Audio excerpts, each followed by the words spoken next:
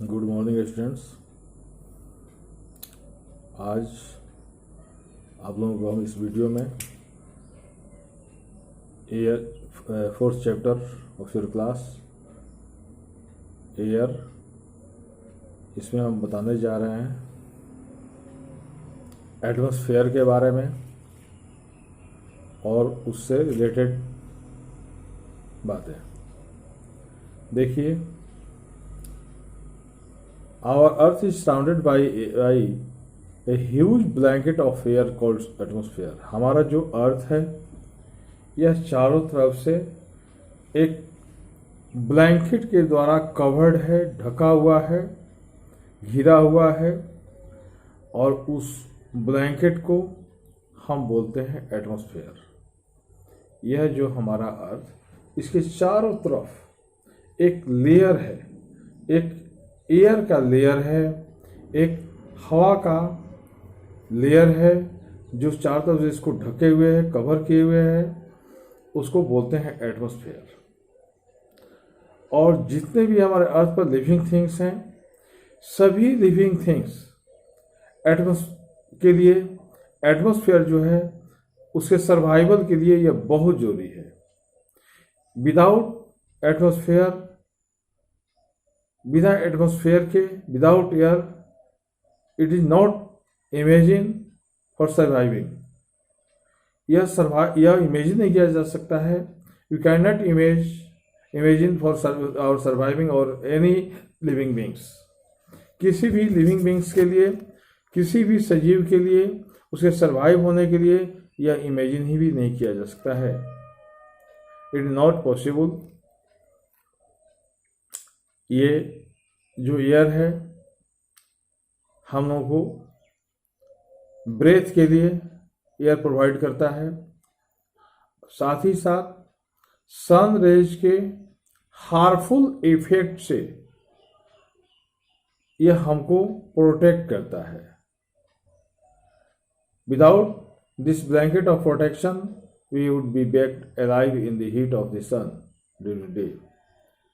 अगर ये blanket of air नहीं होता तो हम लोग जिंदा ही पक जाते इस सन रेज के दिन में, सन रेज की गर्मी से, और गेट फ्रोजन ड्यूरिंग नाइट, और रात में इतनी ठंडी हो जाती कि हम लोग फ्रीज कर जाते, जम जाते।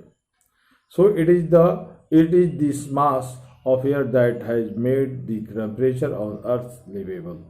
यही वजह है, यह जो हवा की जो मास है, यह जो मात्रा है, यह हम लोगों को अर्थ पर टेम्परेचर को लिवेबल बनाता है, रहने योग्य बनाता है।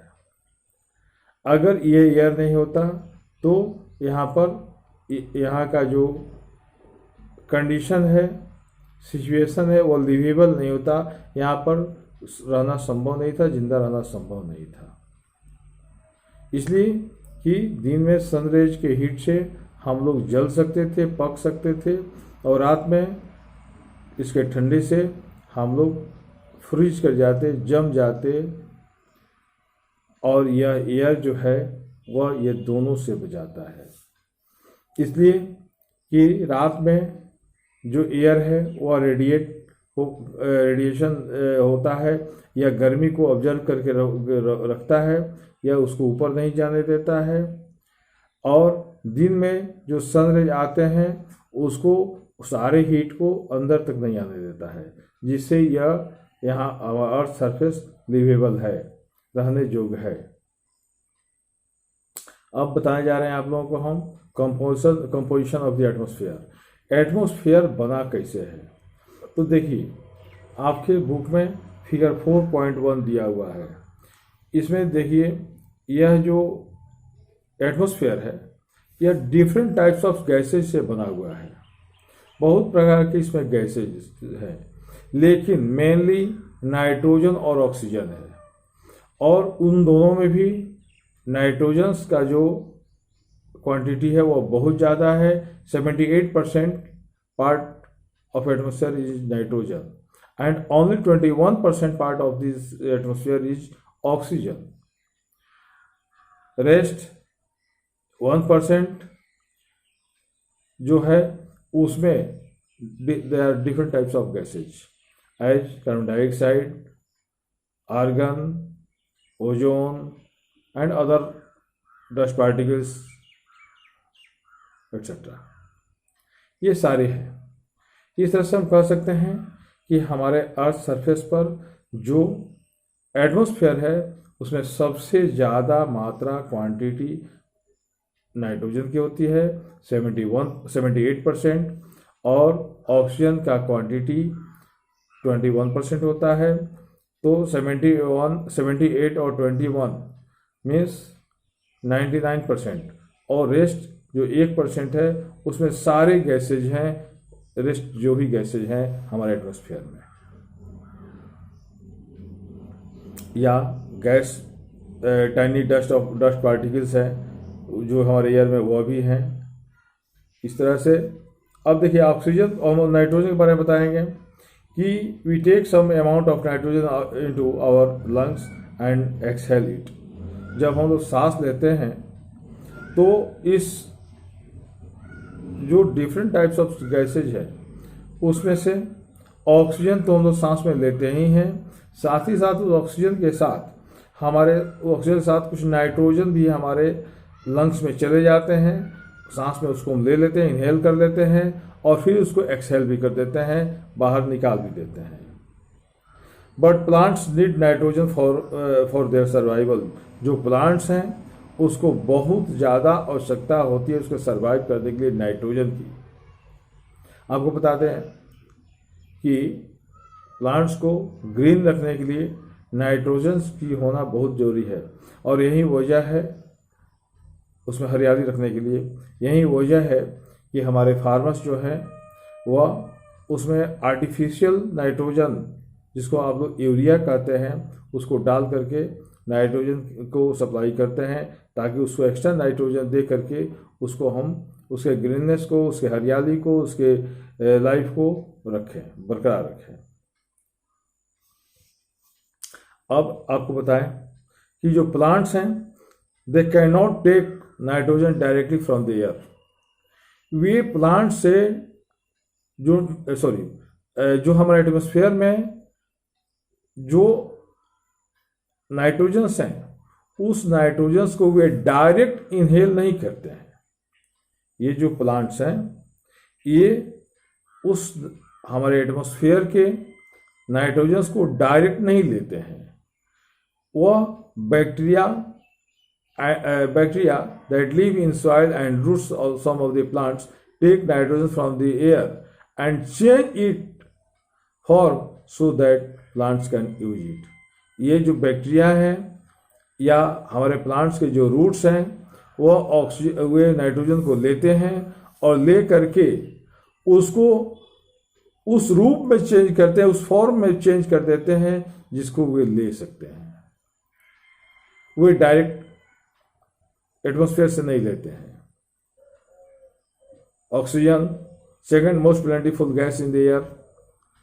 Human animals take oxygen from the air as they breath.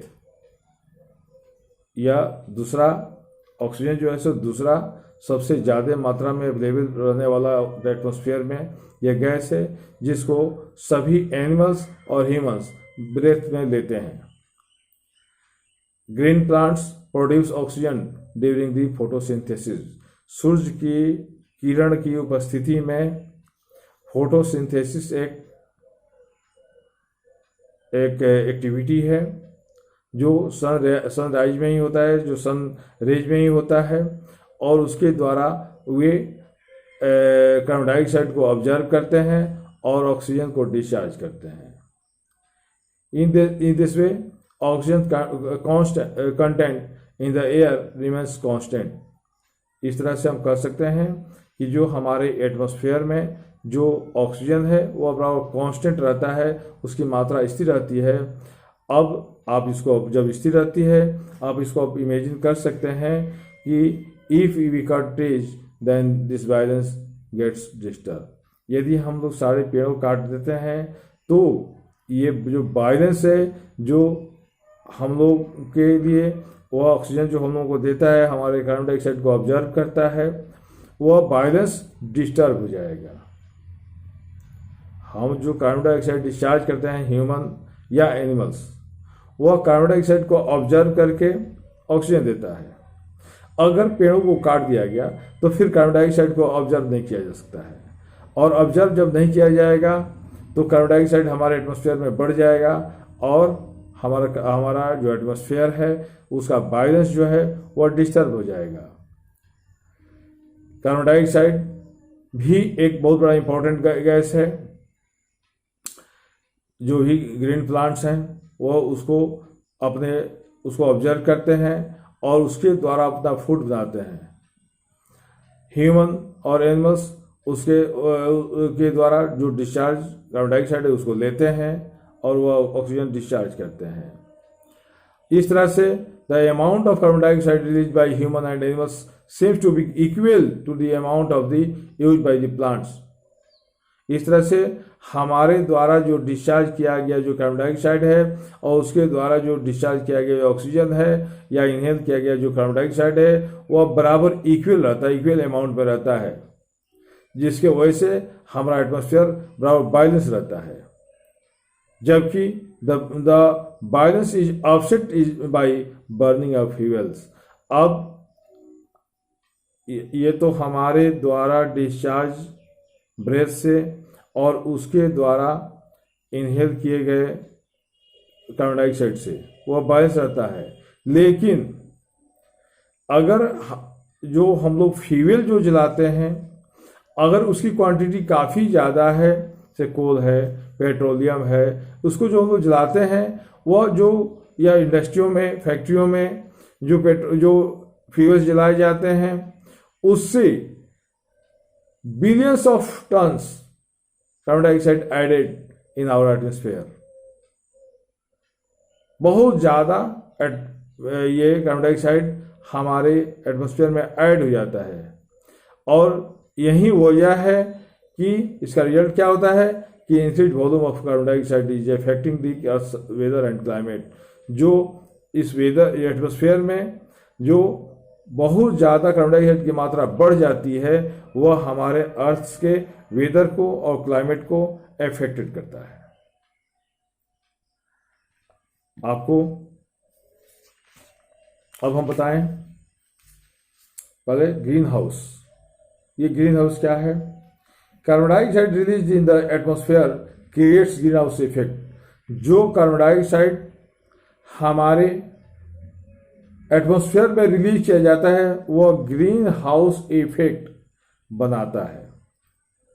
Bye trapping the heat repeated radiated from the earth. वह carbon dioxide release in the atmosphere, जो एटमॉस्फेयर में कार्बन डाइऑक्साइड रिलीज होता है, creates a green house effect. वह green house effect बनाता है by trapping the heat radiated from the earth. जो heat हमारे अर्थ के द्वारा रेडिएट किया जाता है, छोड़ा जाता है, उसको ट्रैप करके, उसको सोक करके वह ग्रीन हाउस इफेक्ट तैयार करता है।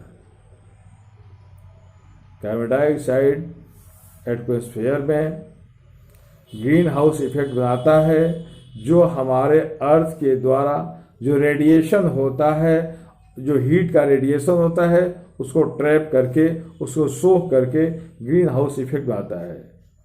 It is therefore called green house gas, इसलिए इसको ग्रीन हाउस गैस कहते हैं। Without it earth would have been too cold to live in. यदि देखिए ये कितना इंपॉर्टेंट है कि यदि यह कार्बन डाइऑक्साइड गैस नहीं रहे तो हमारा अर्थ इतना ठंडा हो जाएगा कि उस पर रह नहीं सकते। जबकि its level in the atmosphere increases due to factory smoke और कार फ्यूम्स। इसका लेवल जो है कार के धुआं से, फैक्ट्रियों के स्मोक से, उसके धुआं से, या द हीट रिटेन इंक्रीजेज, या जो टेम्परेचर है, हीट है, वो लगातार बढ़ता जाता है हमारे अर्थ पर और उसके वजह से पूरे अर्थ पर, पूरे वर्ल्ड में ग्लोबल वार्मिंग होता है। यानी आप दूसरे भाषा में कह सकते हैं कि इंडस्ट्रियों के, फैक्ट्रियों के, गाड़ियों के फ्यूम से जो हीट रिटेन करता है और जो हीट इंक्रीज करता है उसको हम लोग ग्लोबल वार्मिंग करते हैं। इसलिए कि ये जो कार्बन डाइऑक्साइड डिस्चार्ज करते हैं उससे वह हमारे अर्थ के टेम्परेचर को, अर्थ के हीट को, अर्थ के हीट के रेडिएशन को वह ट्रैप कर लेता है और उसके वजह से ग्लोबल वार्मिंग होता है। The rise in temperature cause the snow in the coldest parts of the world to melt. आप सब जानते होंगे कि हमारे अर्थ सरफेस पर जितना ड्रिंकेबल पानी है, जितना फ्रेश वाटर है वह बहुत कम है। वह जो भी फ्रेश वाटर का पार्ट है वह सब आइस शीट के रूप में या आइस के रूप में वह पूरे अर्थ पर है और वह हम लोगों के लिए ड्रिंकेबल नहीं होता, इसलिए कि वह बर्फ के रूप में रहता है। अब वह जब ग्रीन हाउस इफेक्ट होगा तो उसके वजह से वे मेल्ट कर जाएंगे और मेल्ट करके नदियों के द्वारा ओशियंस में, सी में आएंगे और सी के जो कोस्टल एरिया होगा वो राइज कर जाएंगे और कोस्टल एरिया के राइज होने की वजह से जब कोस्टल राइज होगा तो जो सी लेवल है वह राइज करेगा और उसके राइज करने की वजह से जो कोस्टल एरिया है वह सिंक कर जाएगा, डूब जाएगा और वह फ्लड का बहुत बड़ा कारण बन जाएगा। Thank you. अगले वीडियो में आप लोगों को हम स्ट्रक्चर ऑफ द एटमॉस्फेयर बताएंगे।